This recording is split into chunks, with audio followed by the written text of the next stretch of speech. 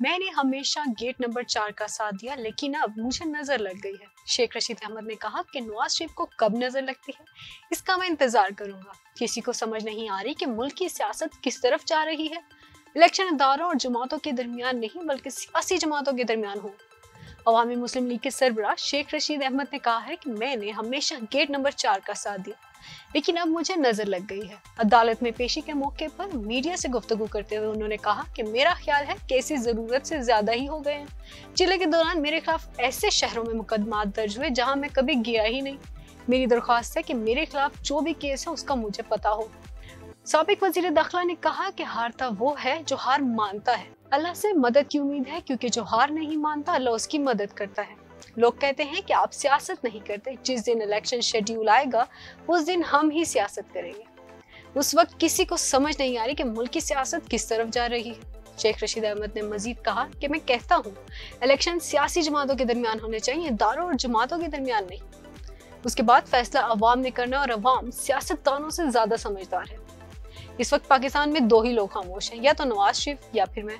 21 को नवाज शरीफ वापस आया और 22 को मैं वापस आया। मैंने हमेशा गेट नंबर 4 का साथ दिया, लेकिन मुझे नजर लग गई।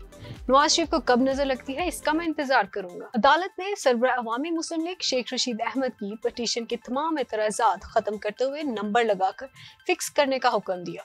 हाई कोर्ट रावलपिंडी बेंच के जज जस्टिस चौधरी अब्दुल अजीज ने एतराजात खत्म किए। हाई कोर्ट ऑफिस ने डॉक्यूमेंट्स की कमी के एतराजात के लिए जो खत्म होने के बाद अब ये पटिशन कल मंगल 14 नवंबर को समाअत के लिए मुकर्रर होने का इम्कान है। दूसरी जानिब चीन और सऊदी अरब ने कहा कि अगर ऐसा सादिक अमीन दोबारा इक़्तिदार में आया तो हमारी तौबा। सरबराह JUI मौलाना फजल रहमान ने कहा है कि महंगाई पाकिस्तान को कमजोर करने का एजेंडा रखने वाली हुकूमत के सबब आई। पाकिस्तान दिवालिया होने की दहाई पर था तो सबकी आंखें खुली कि यह फितना है। मरी में जलसे से खिताब करते हुए उन्होंने कहा कि चीन और सऊदी अरब कहते हैं अगर ऐसा सादिक अमीन दोबारा इक़्तिदार में आया तो हमारी तौबा और पैसे भी नहीं लगाएंगे।